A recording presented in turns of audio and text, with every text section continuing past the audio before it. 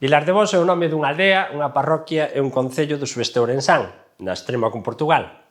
Esta localización arraiana está presente na motivación de algúns microtopónimos que podemos atopar neste concello, como por exemplo a raia ou os distintos penedos da vela que existen dun lado e do outro da fronteira, que serviron durante as guerras da independencia de Portugal para vixiar a delimitación da raia. Na historia quedaron gravadas as liortas producidas en 1640, en que foron arrasadas moitas das aldeas de Vilar de Vos.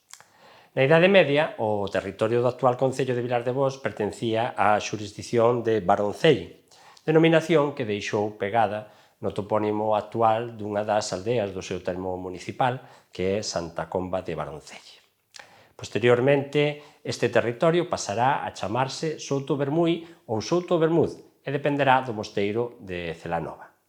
É precisamente nesta época, baixo o dominio de Ordoño II, cando atopamos a primeira atestación escrita nun documento do mosteiro do Seira, do ano 908. Nela aparece o actual topónimo Vilar de Vos coa forma Vilar de Abolus.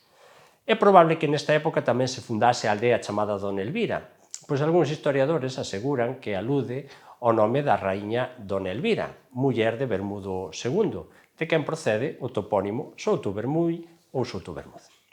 Xa no século XIV, estas terras foron concedidas a Juan Rodríguez de Viedma e pasan a pertencer ao condado de Monterrey.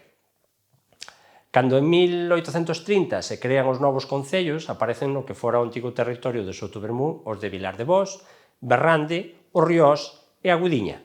Poucos anos despois, Berrande quedará integrado no de Vilar de Vos, compartindo tamén algunhas parroquias co do Riós.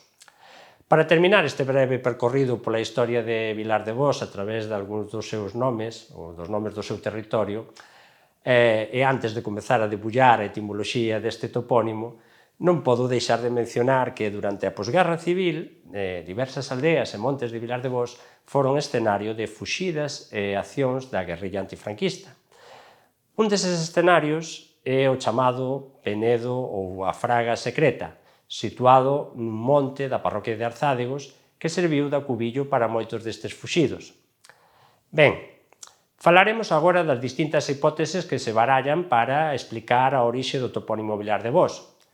Para investigar calquera topónimo, compre ter en conta as súas atestacións escritas na documentación histórica. O actual Vilar de Vos atopámolo rexistrado das seguintes formas.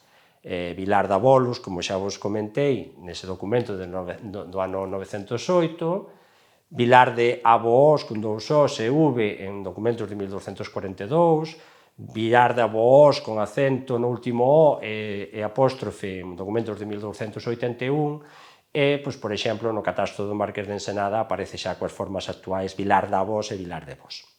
Na oralidade sempre alteraron as formas Vilar de Vos e Vilar de Abós, pronuncia da que podo dar fe porque me criei no concello veciño do Riós.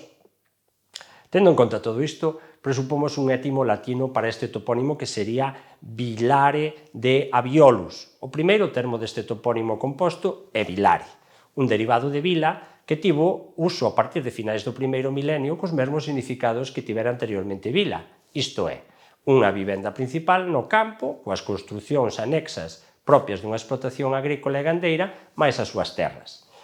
A dificultade está no segundo elemento, abiolus, xa que pode ter diferentes orixes e motivacións. O máis doado é pensar que se trata dun diminutivo do latín abu, que deu a forma avó en galego. Daquela, o seu significado sería o de un lugar habitado por persoas maiores, ou máis ben faría referencia aos antepasados, aos ancestros. Segundo Cabeza Aquiles, outros topónimos que terían un significado semellante serían Cardavós, lugar da parroquia de Sabadelle, en Chantada, Lugo, formado por Casa de Avós, unha casa na que vivían moitas persoas maiores.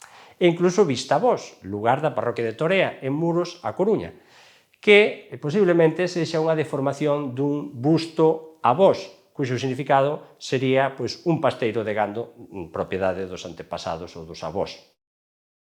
Hai outros especialistas, como o alemán Joseph Pil, que interpretan este abiolus como un antropónimo medieval, isto é, un nome de posesor. Da súa forma de xenitivo, Abioli, teríamos en Galicia topónimos como Vilabol, na Fonsagrada, ou Vilaboi, en Valdoviño. Para Pil, o profundo arraigamento de Abiolus a Bolus na onomástica galaico-latina maniféstase tamén no seu derivado Abolinus, que deu lugar a topónimos galegos como Abuín, que sería un Villa Abolini, que dá nome a 7 aldeas en Galicia, coa variante Abuime, que atopamos no Sabiñao e en Pantón, ou Aboín en Amarante, en Portugal. A terceira teoría é a de Delmiro Bascuas. El pensa que estes Abiolus, Abolus medievais son hidrónimos prerromanos, é dicir, sería un diminutivo de Avia, un afluente ben coñecido do río Miño.